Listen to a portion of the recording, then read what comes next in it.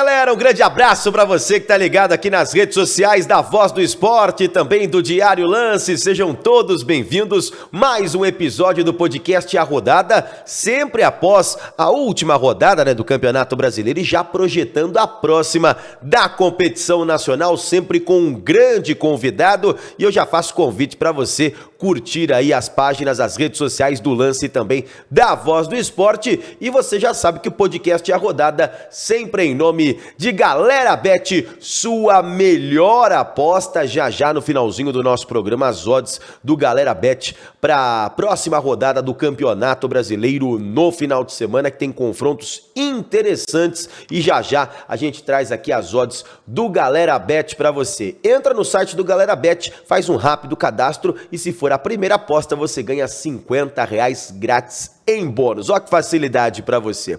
E para me ajudar numa resenha com um grande convidado, mais uma vez, Diego Floriano, tava lá no Rock and Roll, velho, Post Malone, foi Vel Bieber. Eita, tudo bem, Floriano? Grande abraço para você, Digão. Tudo bem, Rafa, obrigado pelo convite mais uma vez. Estava lá, vi Post Malone, vi Justin Bieber, muito em função da patroa que queria estar lá. Sim, meu filho e minha filha estavam lá com a patroa também, foram ver o Justin Bieber. Tava lá, muito legal, e muito obrigado pelo convite mais uma vez, que hoje a resenha tá de primeira qualidade. Ô, rapaz, e a gente sempre fala que a resenha sempre é muito boa quando temos amigos em questão, e temos dois grandes amigos aqui, e eu vou pra tela, porque ele tá muito melhor que a gente, porque a gente tá num frio aqui, claro que deve estar frio lá também, mas a qualidade de vida onde esse moço tá é sensacional. Ele tá em Brusque, ele tá lá em Santa Catarina, e eu falo aqui com o Gilson Kleina, que gentilmente atendeu aí o nosso convite aqui do podcast A Rodada, do Lance, da Voz do Esporte.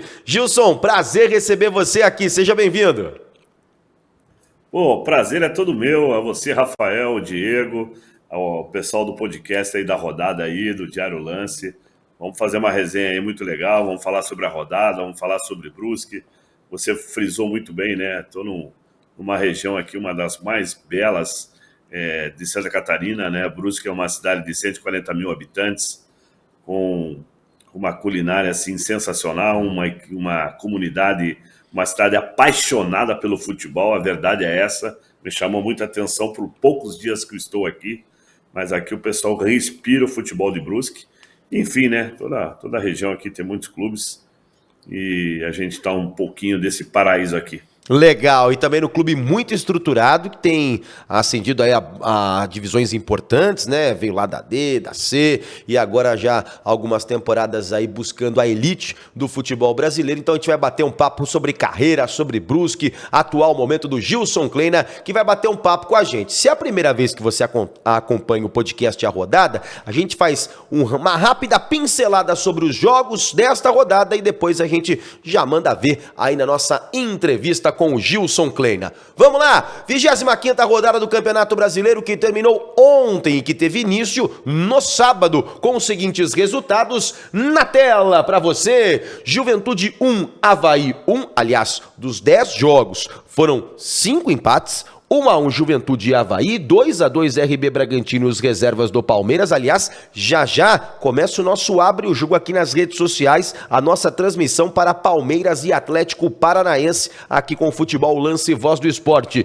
2-2 RB Bragantino e Palmeiras, 1 para o Atlético Paranaense, 0 para a equipe do Fluminense, e também teve a vitória do América Mineiro 2-0 sobre o Coritiba. Domingo pela manhã, transmitia esse jogo ao lado do César Tavares e grande elenco. 1-1 Flamengo e Ceará, perdeu a grande chance de chegar aí e diminuir a vantagem para o líder Palmeiras. 2-2 Corinthians e Internacional, 1 para o Fortaleza, 3 para o Botafogo. Vitória do Atlético Mineiro fora de casa para dar um respiro para o Cuca, 2-0 sobre o Xará Goianiense. E o Cuiabá 1-1 com o São Paulo Futebol Clube. Cuiabá saiu na frente, o São Paulo empatou, e ontem com Pedro Raul artilheiro do Campeonato Brasileiro com 14 gols, deixando para trás o Germancano, comandou aí com 2 gols, comandou a vitória do Goiás fora de casa na Vila Belmiro, 2-1 diante da equipe do Santos. Tabela de classificação do Campeonato Brasileiro, Palmeiras continua líder, 51 pontos, com o Flamengo segundo 44, terceiro Corinthians 43, mesma pontuação do quarto colocado Internacional, no bloco dos 42 pontos, o quinto Fluminense, sexto Atlético Paranaense, com 39 pontos na sétima colocação Atlético Mineiro, o seu rival de Minas na oitava colocação o América 35, Goiás 35 na nona colocação, o Santos é o 10º no final da primeira página com 34, abrindo a segunda página o RB Bragantino 11º com 32, 12º Fortaleza com 30, mesma pontuação do 13º Botafogo e 14º São Paulo, 15º colocado Ceará com 28, 16º Cuiabá com 26, é a zona do rebaixamento, Coritiba 25 com 24 pontos, o Avaí 22, o Atlético Goianiense e o Juventude segue na lanterna com 18 pontos, aí passados 25 jogos do Campeonato Brasileiro. E a partir de agora, os principais gols no pique, como diria Roberto Avalone, Meu Deus! Palestra! Aí, Diego Floriano, 2-2 com o time reserva do Palmeiras e teve a lei do ex 2 vezes a favor do Bragantino. Exatamente, 2 crias da base do Palmeiras aí, o Luan Cândido e o Arthur, né, marcando os gols, e um primeiro tempo muito ruim do Palmeiras com os reservas. Claramente o Abel poupou visando o jogo dessa semifinal contra o Atlético Paranaense. No segundo tempo, com as alterações, o Palmeiras evoluiu, conseguiu imprimir um pouco mais do seu ritmo de jogo e tá acontecendo com o Bragantino nas rodadas essa caída, né, essa queda de rendimento durante as partidas. O Bragantino vem sofrendo muitos gols bobos, como esse do Cleiton. O Cleiton saiu todo estabanado do gol, praticamente socou a bola pro fundo do gol. E esse passe do Luan, muito criticado do Luan, pro Merentiel, que não entrava aí alguns jogos, já 7 jogos sem o Merentiel entrar. Entrou e fez um belo gol, né? Dominou, não deixou a bola cair. Ele marcou um gol, dando até uma opção aí pro Abel Ferreira hoje, caso precise ganhar a todo instante, né? Exatamente. Todos os gols você acompanha nas redes sociais do Lance, tá? Aqui só alguns principais gols da rodada, pra gente já começar a nossa resenha com o Gilson Kleina. Jogo já de domingo, jogo do Flamengo, aí num contra-ataque muito rápido, puxado pelo Speed Mendonça pelo lado esquerdo. Ele levanta a cabeça e vê a chegada do Jô. E o Jô, de primeira, chapado de perna esquerda, abre o placar e depois tem aí o gol de empate da equipe do Flamengo, que com o estádio lotado no Maracanã, 11 horas da manhã, não conseguiu encurtar a vantagem do Palmeiras, para tentar diminuir um pouco a vantagem do Palmeiras. Sim, e Dorival sofrendo algumas críticas, né, porque primeira partida da semifinal da Libertadores, 4-0. O Flamengo podendo diminuir a diferença para o líder Palmeiras. Ele colocou o time com 3 titulares só, o Léo Pereira, o Santos e o Gabigol.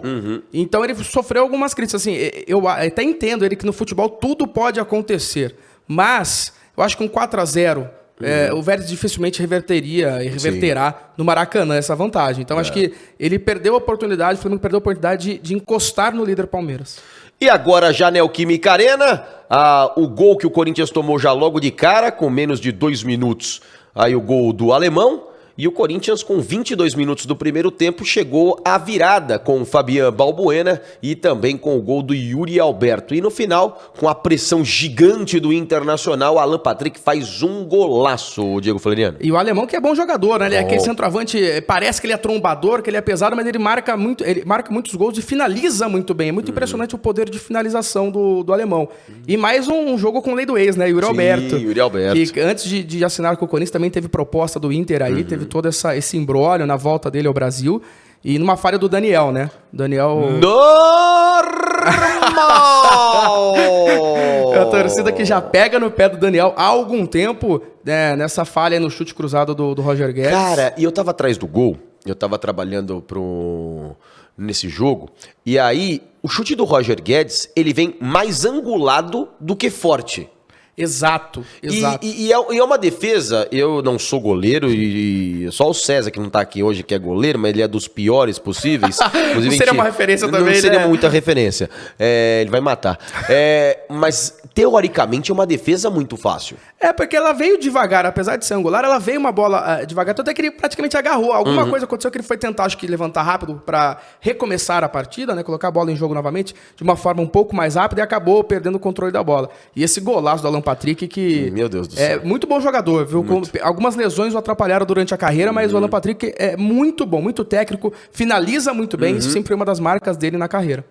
E aí, o jogo do Fortaleza como o Botafogo, né? O Botafogo conseguiu vencer fora de casa. O Botafogo que é uma das incógnitas do campeonato, que ele perde pontos bobos em casa e consegue vencer fora de casa. Vem oscilando muito, né? Uma coisa que a gente até vem batendo na tecla. A questão da SAF do Botafogo. Não é de uma hora para outra que esse time vai conseguir jogar. Contratou aí 10 jogadores, 8 no time titular. Não é do nada que você faz um time engrenar.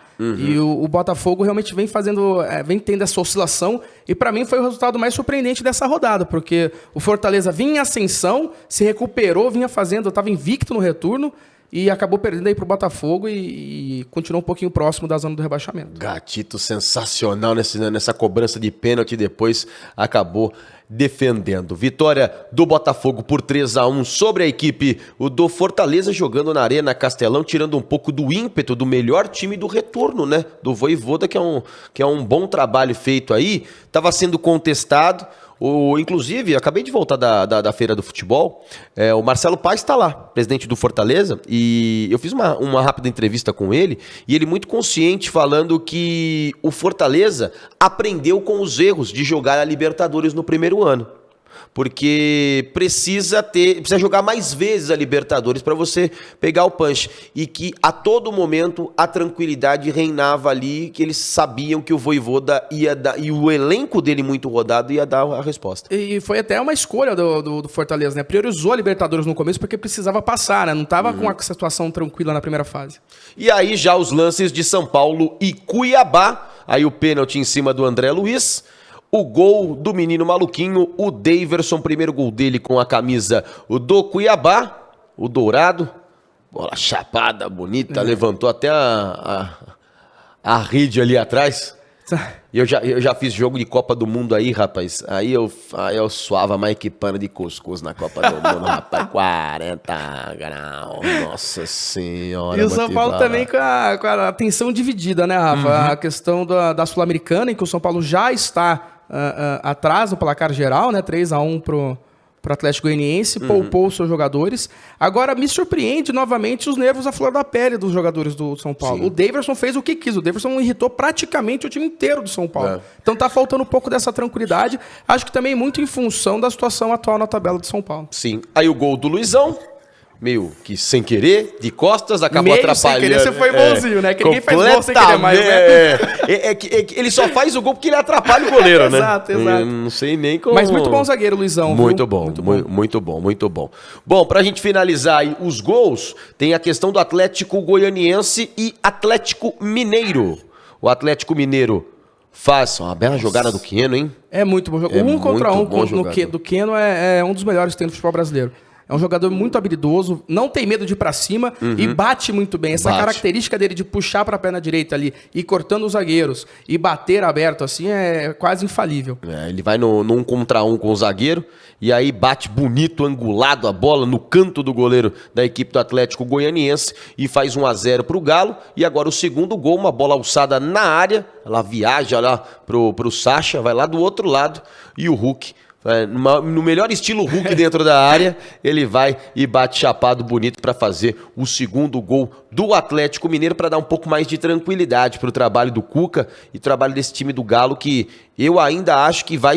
Não sei se vai chegar a brigar por título, mas vai brigar ali pelo segundo lugar, ainda tem esse punch aí, né? Sim, eu acho que pela liderança, pelo título, já tem uma distância considerável de pontos, mas eu acho que quanto melhor colocado o Galo, mais dinheiro entra, né? Exato. E quanto mais dinheiro para qualquer clube é essencial.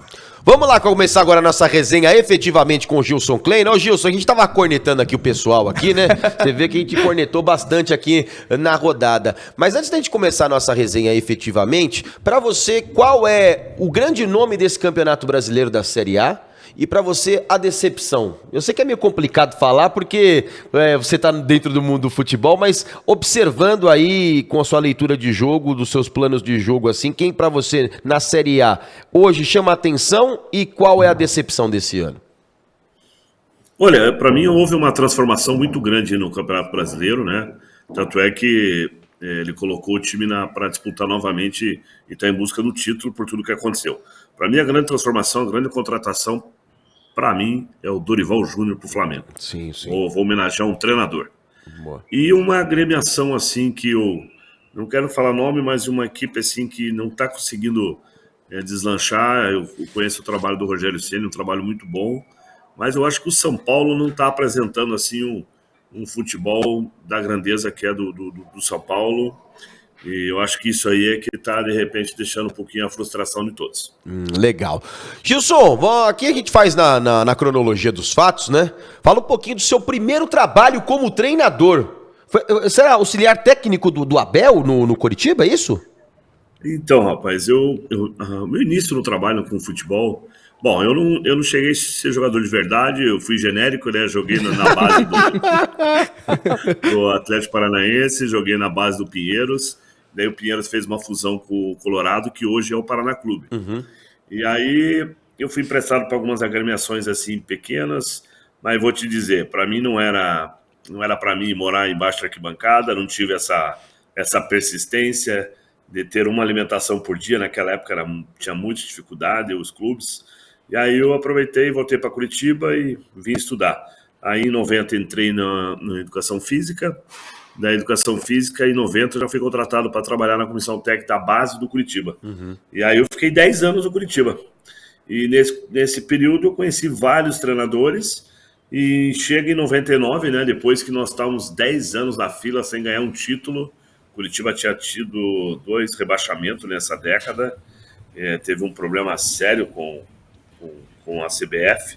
Teve um jogo que o Curitiba não foi jogar em Juiz de Fora e a CBF decretou o rebaixamento do Curitiba. E aí teve uma reformulação, a gente foi profissional e em 99 chega o Abel.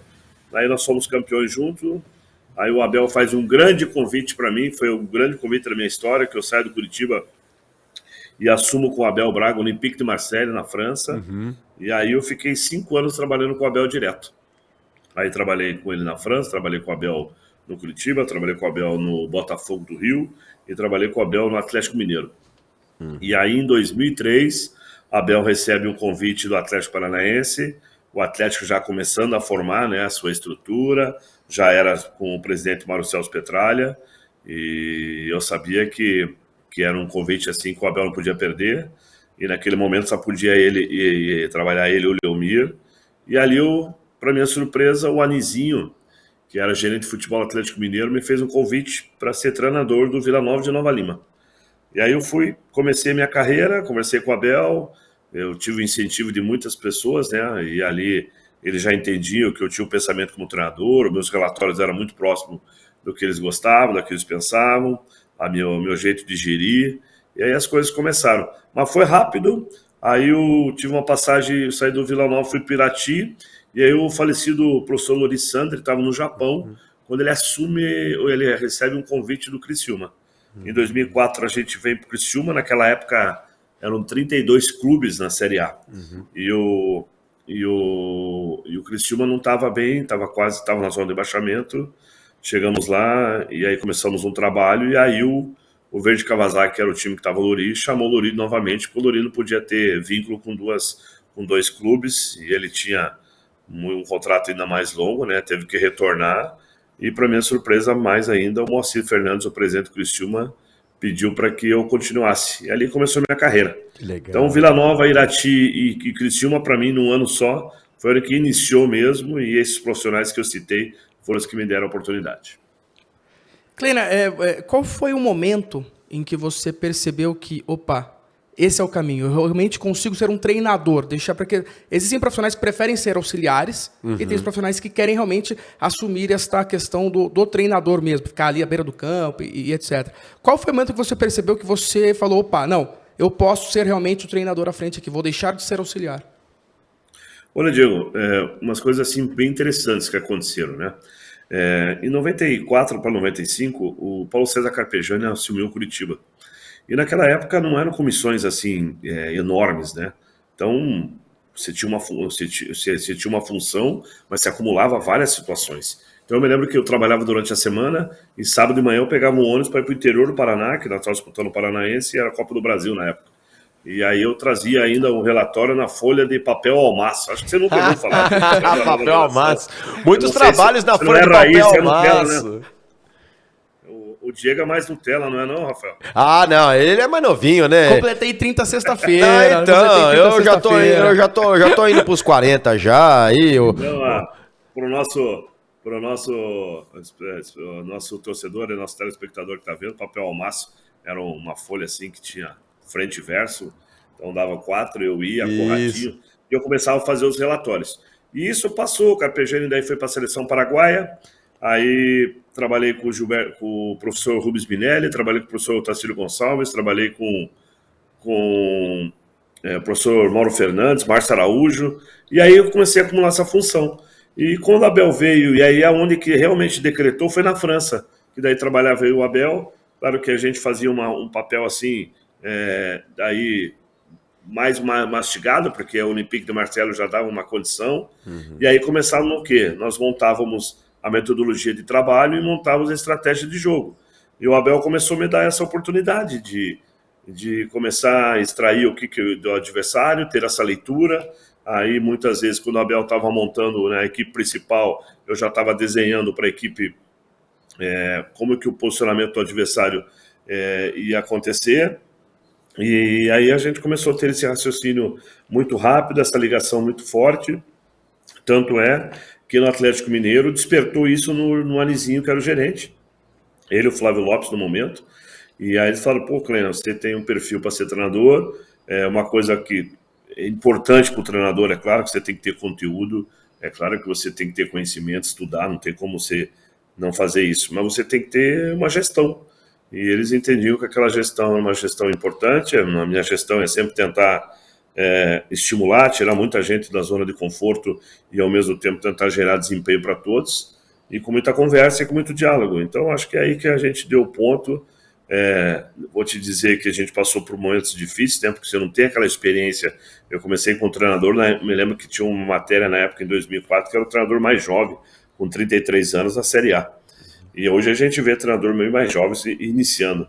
Mas a hora que você vai pegando experiência mesmo é na quarta, quinta, nos 5 anos de vivência de futebol, que você aprende muito, né, os fatores, né, que acontecem dentro do futebol. Então, para mim, assim, eu tive muita sorte, um privilégio de trabalhar com grandes profissionais que me ajudaram, mas o clique mesmo foi quando eu fui auxiliar de grandes treinadores, que eles me introduziram e também me motivaram para que as coisas acontecessem. Folha de papel almaço, que eu fiz muitos trabalhos na década de 80 e 90 na escola, então a gente utilizava muito folha de papel almaço. Boa, é isso mesmo. E curradinha de pilha. Hoje eu falo para os analistas aqui, Diego e Rafael, agora é fácil vocês entrar aqui no link, no start que eles fazem aqui, tirar, desmembrar o jogador. Na minha época tinha que ficar corradinho, aí era uma função importante da comunicação, que sempre foi a rádio, você tirar a informação.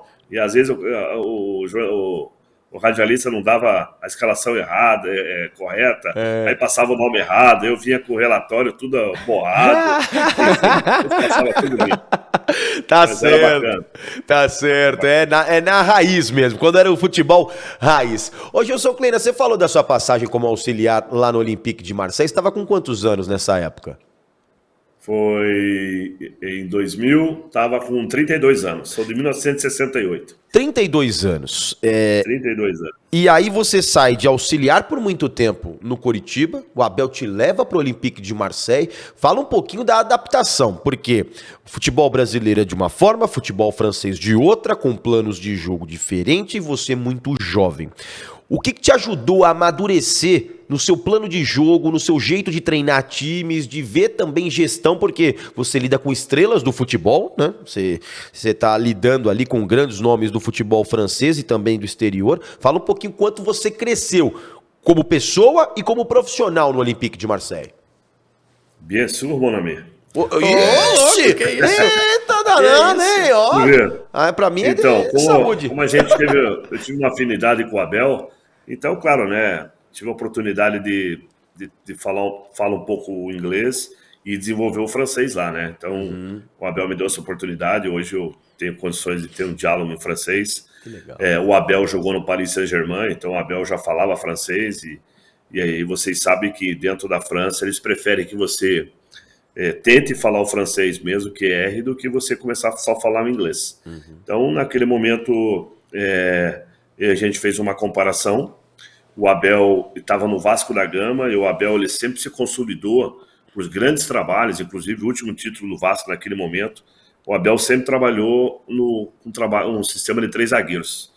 E o Henrique de Becô, que estava no Brasil, estava fazendo contratação em alguns jogadores brasileiros, chamou a atenção a plataforma de jogo do Vasco, né? Inclusive o Abel conseguia potencializar naquele momento Edmundo e Romário, então ele conseguiu fazer com que o Vasco jogasse, e eram muitos jogadores de qualidade. E aí a gente levou essa comparação. Na França, quando nós chegamos, aquele sistema de 2 linhas de 4 muito forte, né? Muita compactação, isso o futebol europeu não abre mão, tanto a parte ofensiva, defensiva, os blocos são muito próximos, as linhas, e eles queriam uma ideia nova, um conceito novo.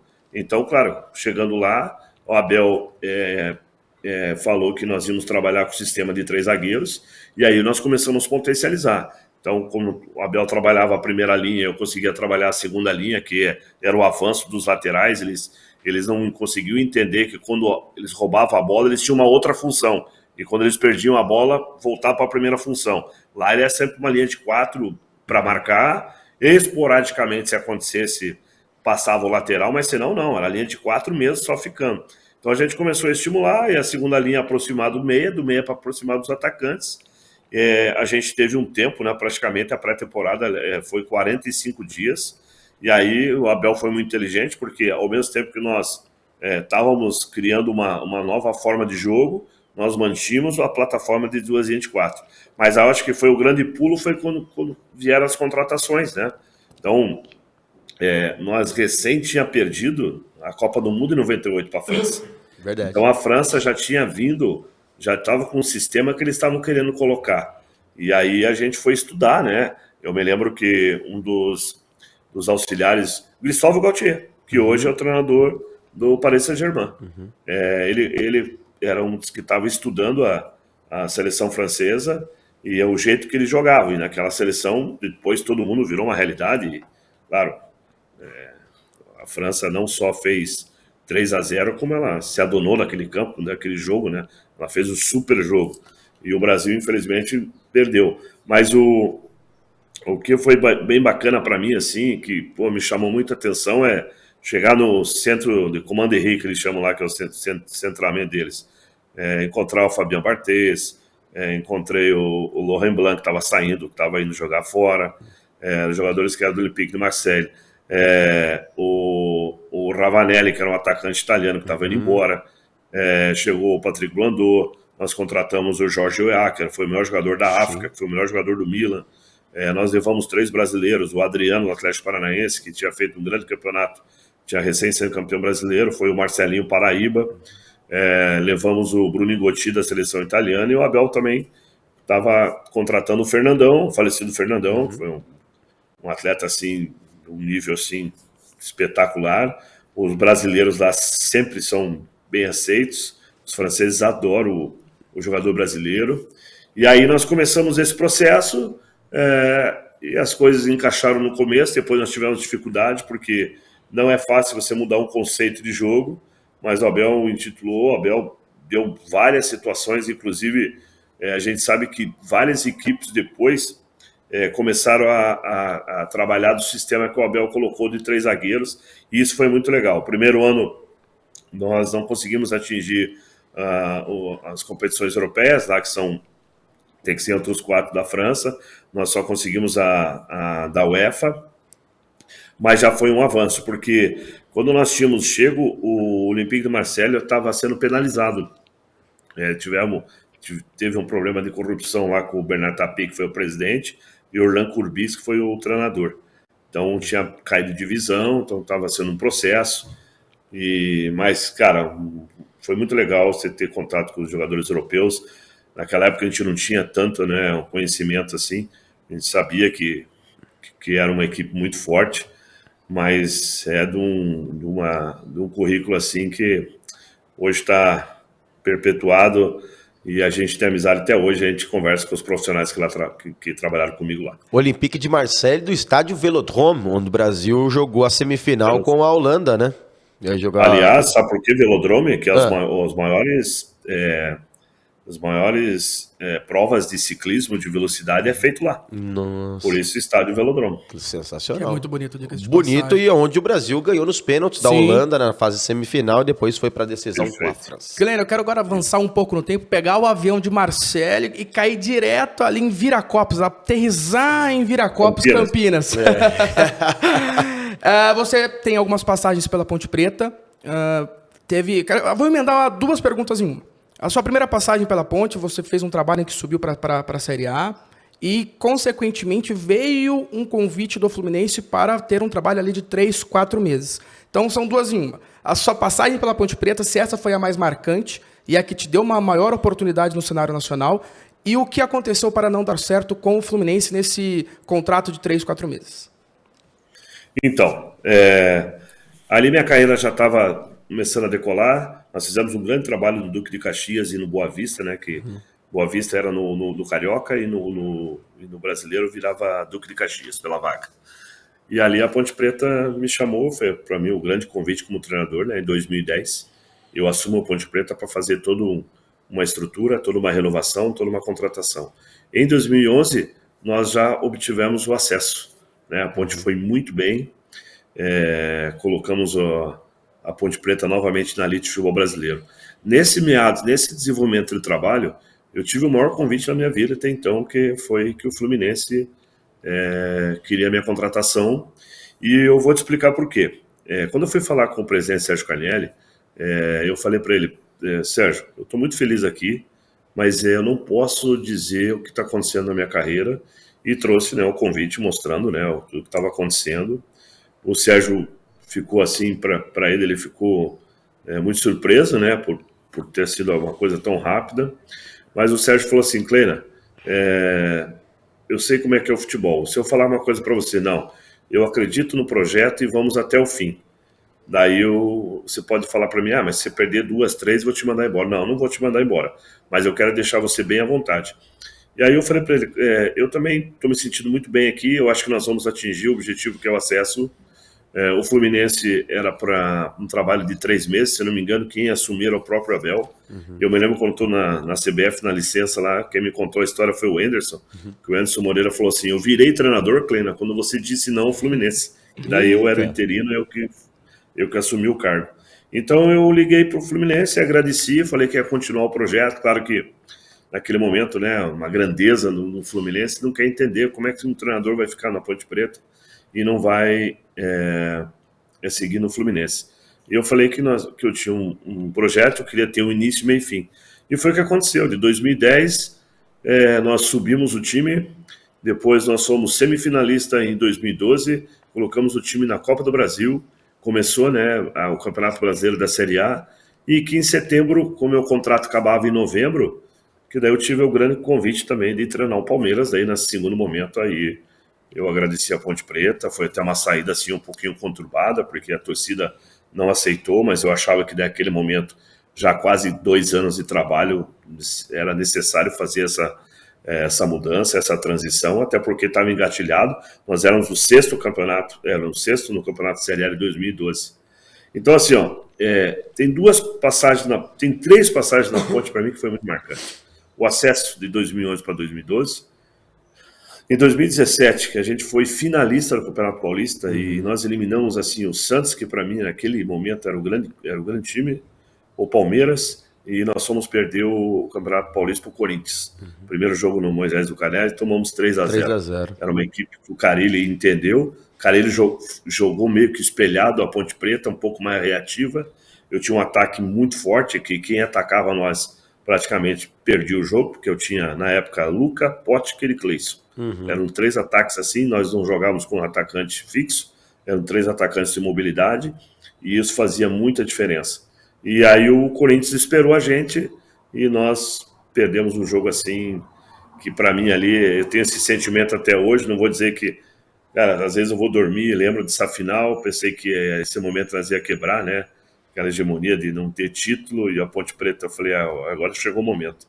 E teve uma passagem de 2018, que a Ponte estava na zona de rebaixamento, nós chegamos para 11 jogos. Nós fizemos 10 vitórias e um empate, nós ficamos com 60 pontos igual o Goiás, a gente não subiu para a primeira divisão e subiu o Goiás. Então foram 3 passagens assim muito marcantes.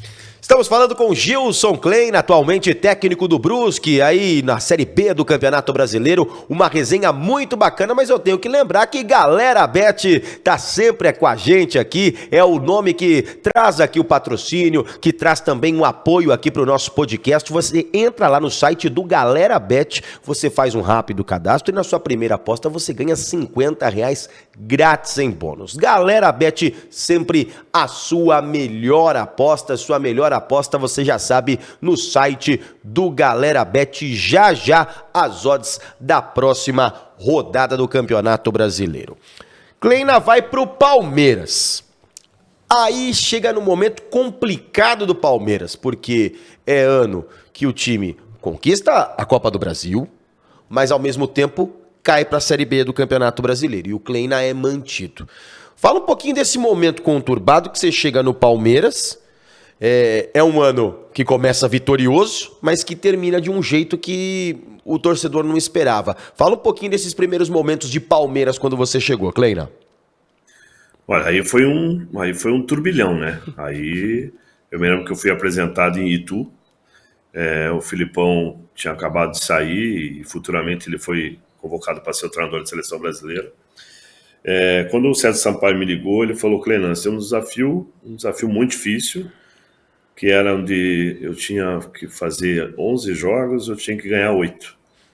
Inclusive, nós iniciamos bem, nós ganhamos da própria Ponte Preta 3-0, aí nós estávamos na Sul-Americana, pegamos o Milionários, metemos 3-0 no Pacaembu, fui contra o Figueirense, fizemos 3-0, daí voltamos contra o Milionários, aí nós tivemos algumas lesões.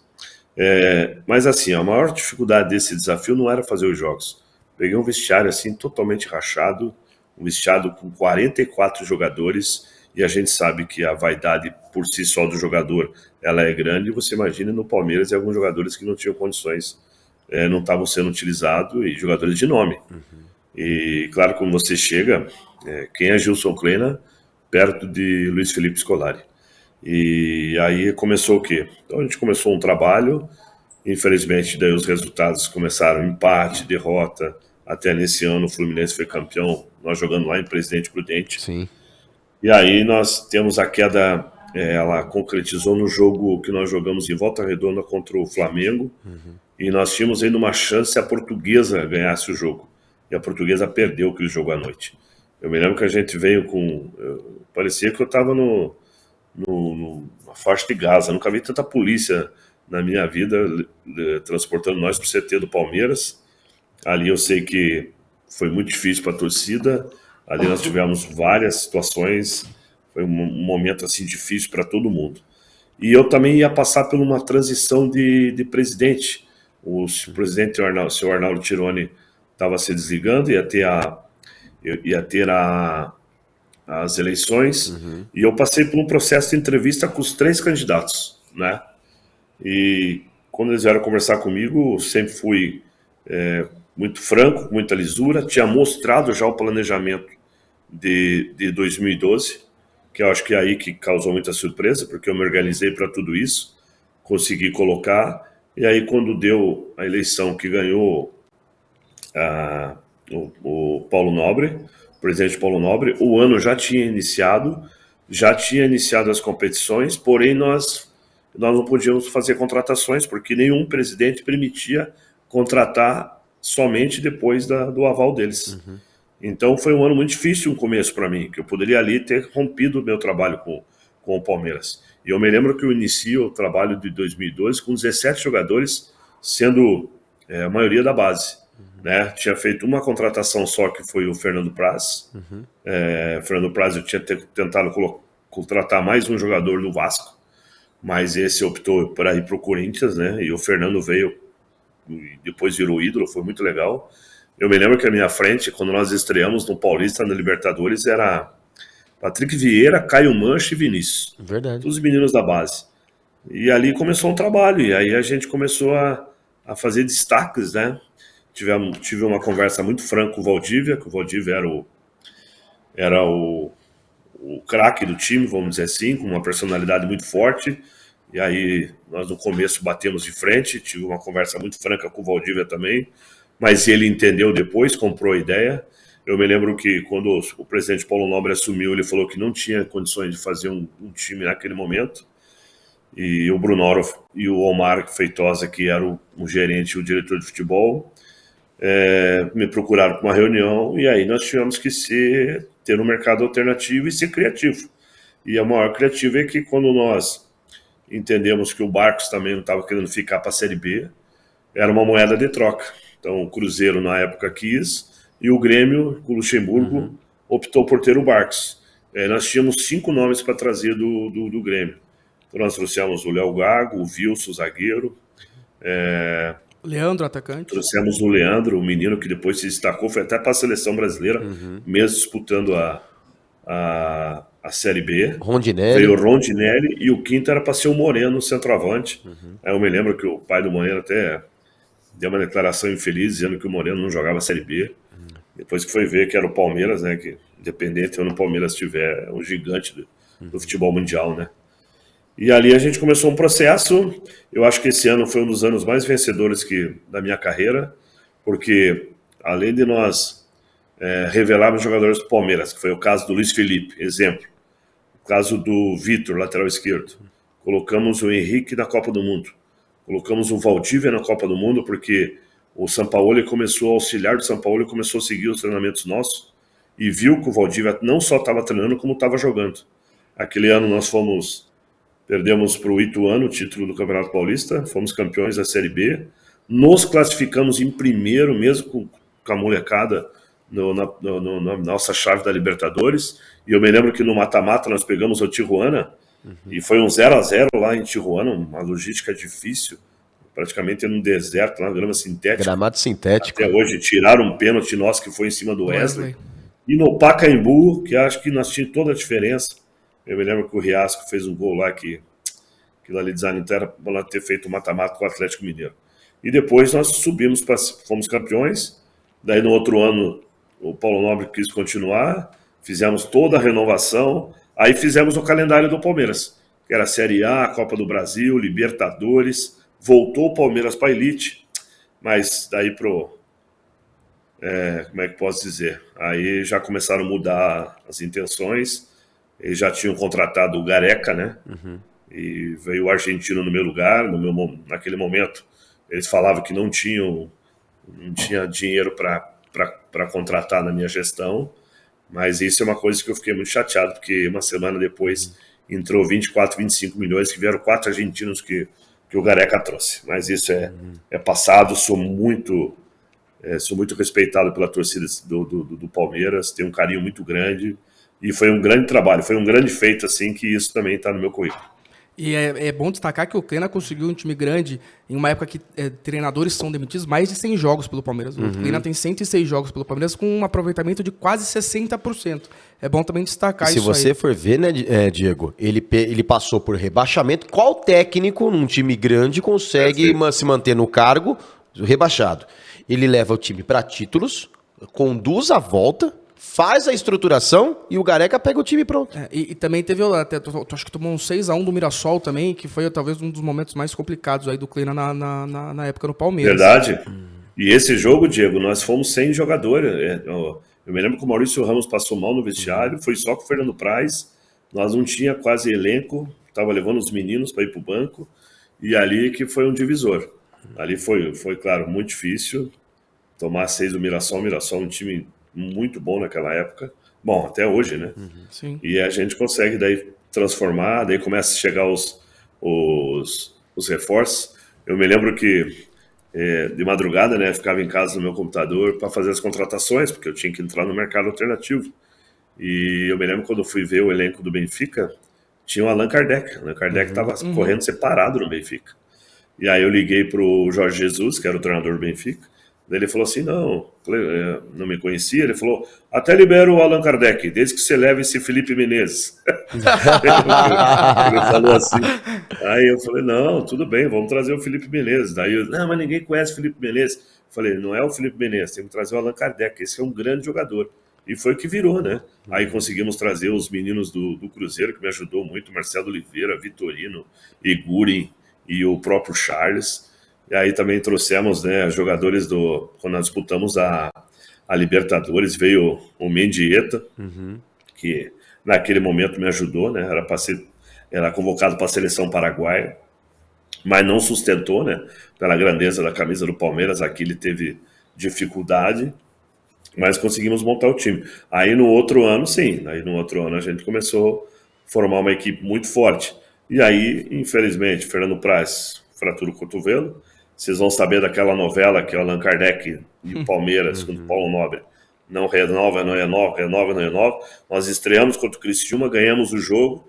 Aí à noite o Allan Kardec me procura e fala, Kleina, estou acertando no São Paulo. Eu falei, não é possível que nós perdemos você para São Paulo. Aí aconteceu na mesma semana, perdemos o Wesley. Na mesma semana, Henrique vai para o Napoli e Luiz Felipe vai para o Benfica. E aí, meio que desestruturou o time. Você sabe como é que é a Série A, não dá tempo. E aí, foi a nossa saída. Avançando um pouco mais no tempo, você em 2017 teve a sua primeira passagem pela Chapecoense, próximo do 1 ano daquela tragédia do avião, daquela tragédia que aconteceu. E você, como é que você chegou no clube? Como é que você viu a Chapecoense? Porque você fez uma campanha extraordinária ao chegar na Chapecoense. A Chapecoense estava em 16º colocado, se eu não me engano, e você conseguiu levar a Chape para a Libertadores novamente. Então, o que você viu naquele clube que você sentiu? Porque deu para perceber que a cidade abraçou o clube. Então, eu quero que você fale um pouquinho dessa sua primeira passagem lá e dessa sensação de levar novamente a Chape a uma Libertadores. Foi 17 e 18. Eu fui o terceiro treinador daquele ano, fazer parte da construção da Chape. Eu comecei, como te falei, eu estava em 17 na Ponte Preta, nós fomos finalista, e aí começamos o Brasileiro.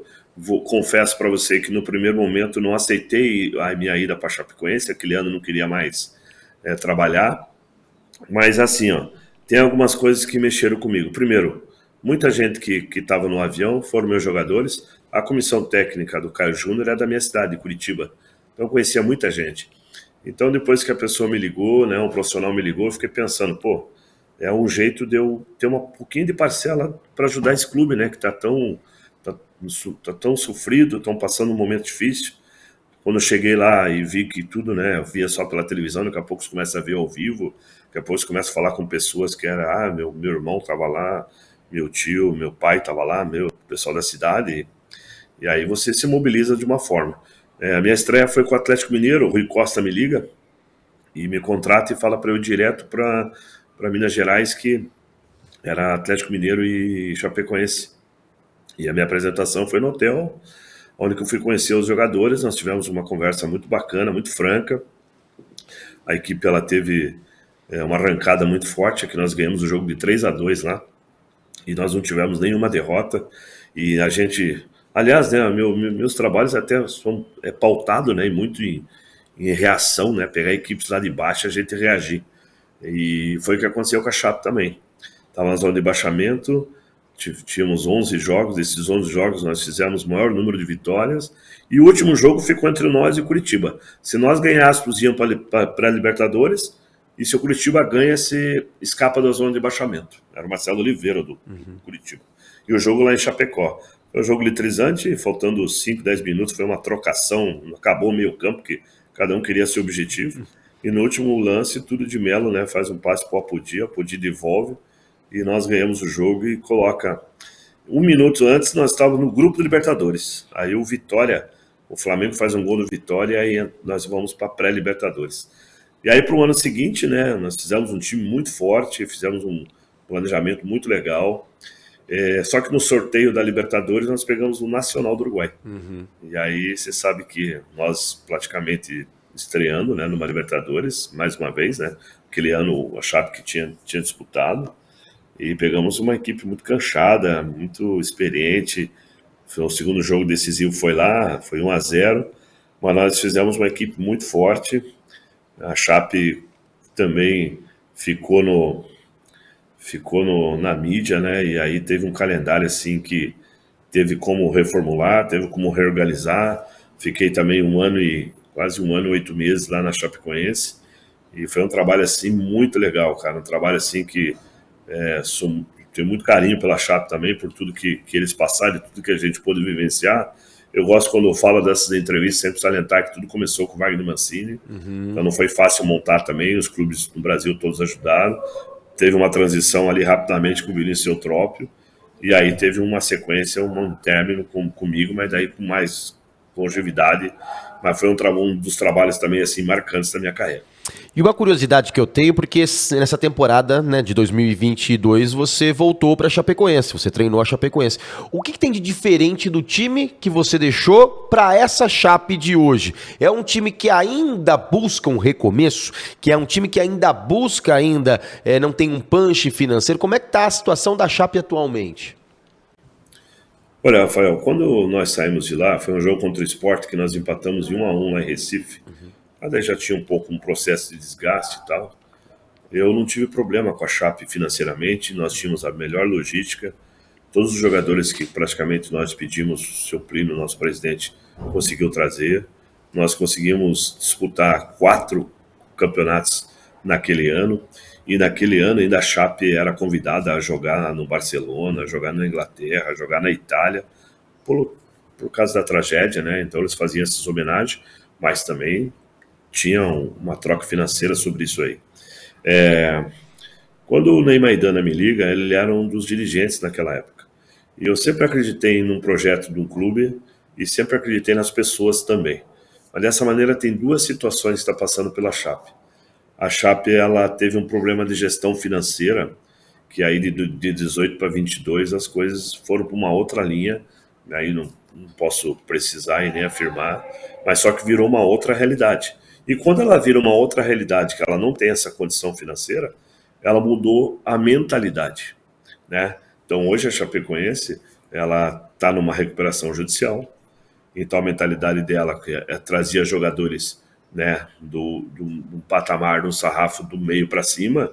Hoje você está trazendo do meio, às vezes de meio um pouquinho para baixo, às vezes do meio um pouquinho para cima, mas não consegue mais trazer os jogadores que você segura uma competição mais que exige mais.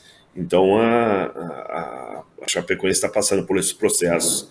As pessoas que trabalham ali, o Ney Maidana, o diretor, o Jaime, o Alex Pass, que é outro diretor, são pessoas que estão tentando salvar a Chapecoense, a verdade é essa. E eles estão fazendo um trabalho com muitos pés no chão, um trabalho assim muito sério, mas ao mesmo tempo, vocês sabem mais do que ninguém, que o torcedor ele entende até a página 2, depois ele quer saber de contratação, ele não quer saber do seu time indo mal no campeonato, até porque em 2021 teve uma passagem pela Série A pífia, né? Então foi rebaixado praticamente no primeiro turno, então eles estão tentando agora reorganizar toda a Chapecoense, principalmente o lado financeiro, para trazer novamente a força da Chape no cenário nacional. Kleiner, você acabou de falar que os seus trabalhos são muito notórios na questão das recuperações das equipes que você treina. Você tem algum receio de ficar marcado como um treinador de recuperação de equipe e não de um treinador que começa um projeto? Tenho. Isso é uma coisa que eu estou buscando novamente. Eu quero, junto com o Brusque, quero fazer de tudo para salvar o Brusque, e se nós tivermos uma parceria para crescer junto, eu quero trabalhar com um clube que tem ambição de crescimento, né? E não clubes que queiram estagnar. Eu, desde o ano passado, já coloquei isso na minha cabeça, estou revendo algumas situações particulares da minha, né, como que eu posso melhorar como treinador.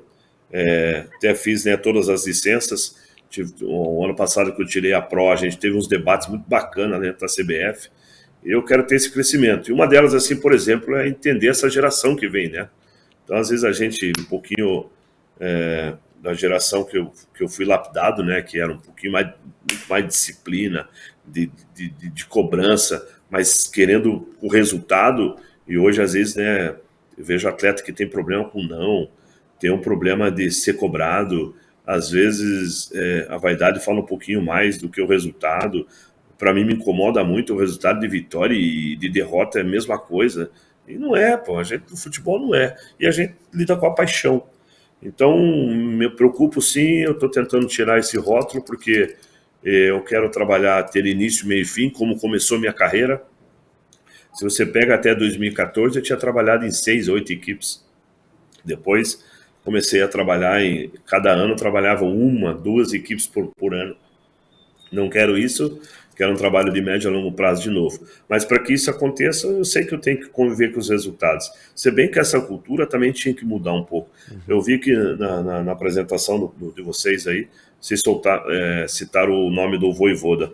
Isso é legal. O Vojvoda fez um grande trabalho ano passado, subiu Fortaleza, oscilou, ficou na iminência até de se mandar embora. Alguém lá dentro do Fortaleza falou, não, nós acreditamos no trabalho, nós acreditamos na plataforma de jogo, ele pediu contratação ou não, vamos fortalecer, e aí tá voltando também. O clube aí é a melhor campanha do segundo turno, já conhece todo o elenco, já conhece como é que é o clube, é muito mais fácil atingir o objetivo com o Vojvoda que você trazer um outro treinador. É o que a gente vem buscar. Eu não sei se de repente também uma coisa eu tenho certeza, que os treinadores estrangeiros têm um contrato muito mais seguro do que nós brasileiros, mas a gente não tem que se segurar por isso, né? Tem que se segurar por capacidade e entregar resultado.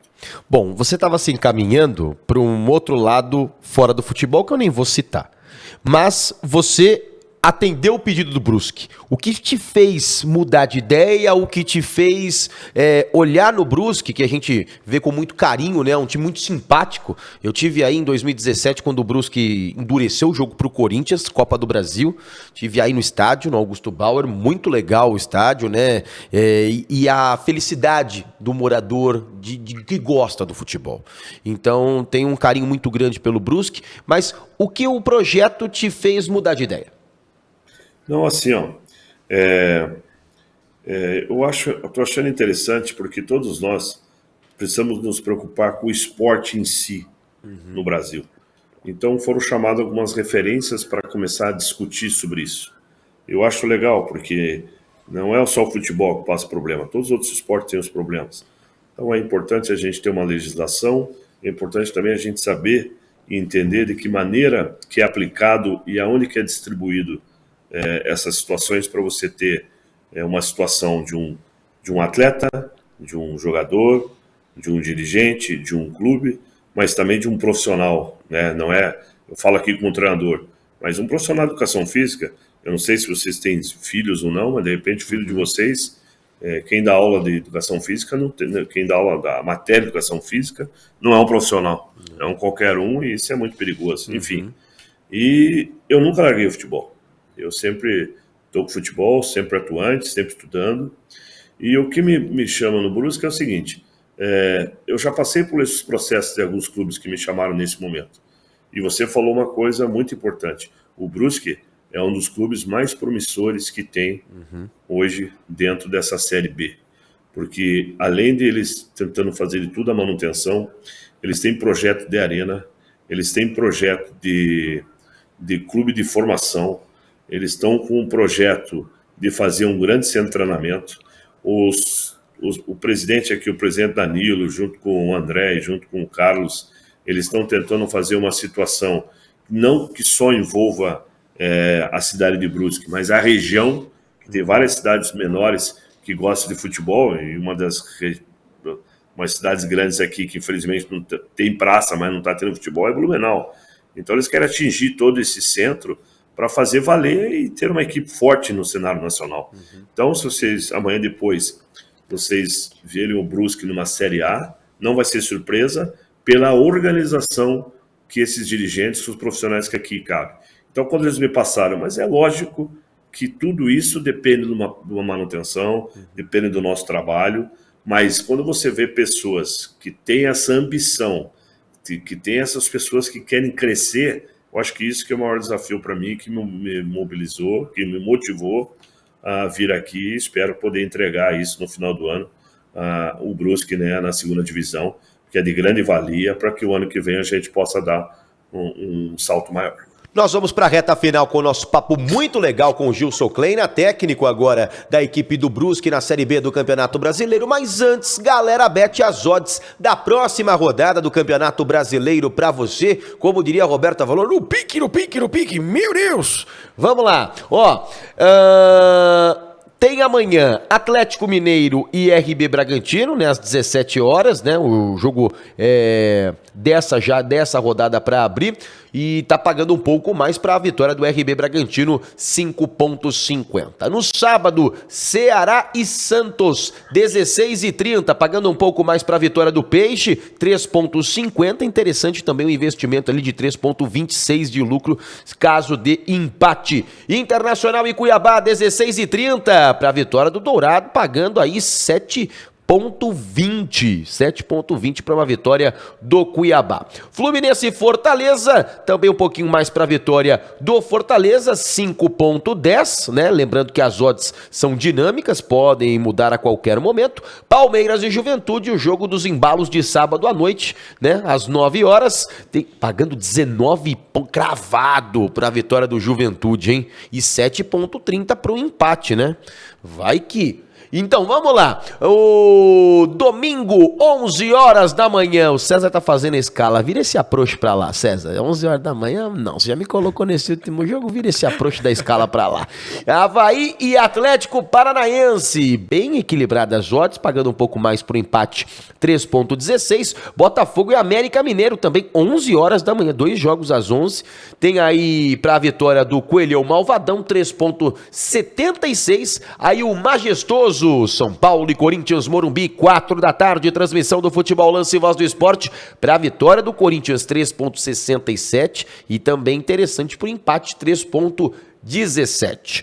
Coritiba e Atlético Goianiense às 16 horas, um pouquinho mais para a vitória do Dragão do Centro-Oeste, 3,38, e Goiás e Flamengo às 19 horas, pagando mais para a vitória esmeraldina, 3,80, mas também significativo, 4 cravados para o empate do Goiás no jogo contra o Flamengo. Galera Bet, sua melhor aposta. Grande abraço pra galera do Galera Bet. Eu não sou Marília Gabriela, estou muito longe de ser, mas a gente tem o nosso jogo rápido, você responde o que você quiser e rapidamente o que vier na cabeça. O jogo da tua vida, Gilson Kleina? Palmeiras e Libertad no Pacaembu, classificação para a Libertadores. O time que você... Todos os times são importantes para você. Mas qual é o do teu coração que você passou e que você teve um trabalho brilhante que você jamais se esquece? Ponte Preta. Galera de Campeiras aí. Ô Gilson Kleina, além do Fluminense, teve um não que você disse... É para dizer o jogo da Ponte Preta, para desmembrar? Não, o clube. Teve um não além do Fluminense que você deu um não com dor no coração? Teve outro sim. Tava na Chapecoense e eu tive uma proposta do Ceará. Eu disse não no coração porque eu estava iniciando um trabalho na Chape. Eita, danado. Ô Gilson Kleina, pra você, dói muito quando você vê que a onda de técnicos estrangeiros hoje, isso te incomoda particularmente ou não? Não me incomoda desde que exista uma isonomia. Eu acho que também os treinadores brasileiros são bons, tem que ser valorizado como tal. Quem é Gilson Kleina? Além você fazer uma autocrítica e também para falar, por exemplo, aquele que está no espaço que não conhece Gilson Kleina, todo mundo conhece quem é Gilson Kleina, mas se você fosse falar para esse cara do espaço, oi, eu sou o Gilson Kleina, coloca aí um resumo de quem é Gilson Kleina, pro Gilson Kleina. Gilson Kleina, sou uma pessoa determinada, sou uma pessoa apaixonada pelo esporte, apaixonada pelo futebol, sou um treinador um pouco irritante, os árbitros que falam disso, né? Eu jogo junto, encho o saco deles. Sou um treinador que às vezes me leva pela emoção e não pela razão, às vezes escolho algum clube por achar que o meu trabalho vai poder desenvolver e não faço uma análise do elenco, então um pouco pouco precoce, né? Equivocado, mas, cara, como eu tive uma família maravilhosa, né? Pai e mãe, então um cara de caráter, de berço, mas com meus defeitos, né? Que de repente ser imediatista. Tá aí um papo muito legal com essa grande figura do futebol brasileiro, Gilson Klein, né, Diego? Muito legal. Porque se tivesse um vinho, uma cerveja aqui, eu acho que a gente ficava 3 dias seguidos aqui, uma azeitona, e ficava... daí nós vamos até meia-noite.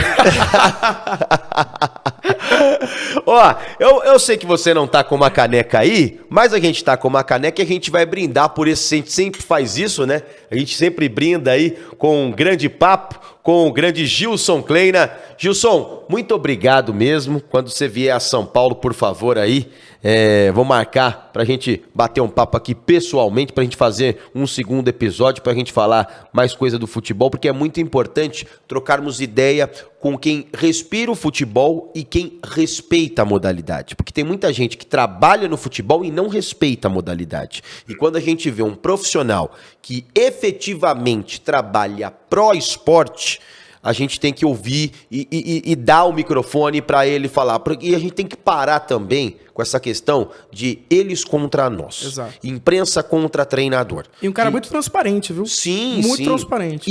E tem que ter mais disso no futebol, cara. Tem que ter mais disso. Eu acho que o podcast, às vezes, ele traz essa resenha um pouco mais tranquila, para a gente poder falar efetivamente do futebol e prestar essa homenagem. Porque hoje, Kleina, esse papo aqui, que nós somos brindados, é para trazer também uma homenagem. Porque é para lembrar de fatos importantes, históricos, que no meio do caminho, às vezes, para o grande torcedor fica perdido. Mas nós lembramos um pouco e trouxemos também essa homenagem para você, Gilson. Fechado. Será um prazer fazer presencial. Parabéns a vocês também, que às vezes o entrevistado, né, fica fazendo algumas respostas aleatórias. E vocês não, vocês também estudaram, são profissionais que vocês fizeram aí um raio-x aí da minha história rapidamente. Isso é bacana, porque vocês me proporcionaram a falar momentos assim da minha carreira, que vocês tocaram em pontos importantes.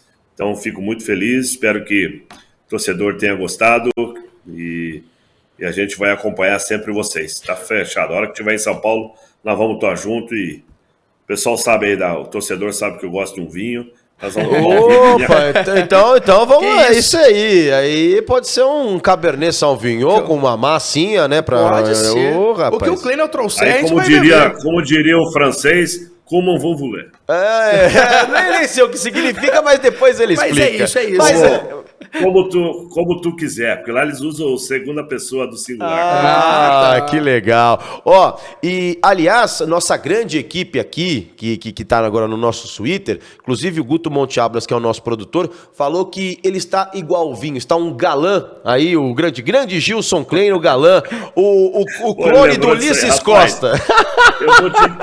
Já vou te dizer isso aqui, cara. Pô, quando eu comecei a trabalhar com a Abel, porra, cabelo preto, magrinho, bonito. Aí meu apelido era galã. Agora virei galão. Já fui, Diego, já fui carro do ano. Agora sou utilitário. Mas, cara, me comparar com o Ulisses Costa, aí eu fui. Aí quebrou. Cara, eu vou te dizer uma parada. Uma vez no Morumbi, ele tava treinando na Ponte Preta. E aí tava chegando o Ulisses pra fazer a transmissão do jogo. Aí tava chegando o Gilson Kleina. Aí um chama o outro, fala: Ô, meu irmão, não sou seu irmão, não. Aí todo mundo batendo foto dos dois, tipo, na chegada dos times. Muito raiz isso, né, cara? Sensacional. Não, cara, e você sabe que eu tenho um apelido carinhoso em Campinas, né? O Diego deve saber disso, que é o Fred Flintstone. Exatamente. Eu não sabia, meu Deus do céu. Gilson, grande abraço pra você, obrigado pela resenha aí, boa sorte. Manda um abraço aí pra assessoria do Brusque, pra galera que intermediou juntamente com o Guto Ablas, com o César Tavares aqui essa entrevista. Mande um abraço a essa terra querida aí de Santa Catarina, pessoal de Brusque. Tive a felicidade de ir em 2017 e ver como a cidade é maravilhosa, como esse povo respira futebol e a nossa torcida para que o Brusque aí tenha momentos melhores na Série B do Campeonato Brasileiro. Pô, obrigado, pô. Tu pode ter certeza que Estou fazendo as minhas palavras que a diretoria fazia. Convidando vocês aí, a hora que vocês quiserem vir para Brusque, será um prazer. A Lara, nossa assessoria aí, que deu toda a assistência para mim. Aqui vocês vão ser muito bem recebidos. Obrigado, um abraço, sucesso e saúde a todos. Legal, e essa simpatia, Gilson Kleina, o galã. Eu vou dizer ainda, o galã do futebol. Grande Gilson Kleina, um grande abraço e assim terminamos o nosso podcast A Rodada, sempre em nome de Galera Bet pra você. Diegão, valeu, grande abraço, meu irmão. Até a próxima, A Rodada aqui nas redes sociais do Lance e também da Voz do Esporte. Grande abraço, galera, valeu.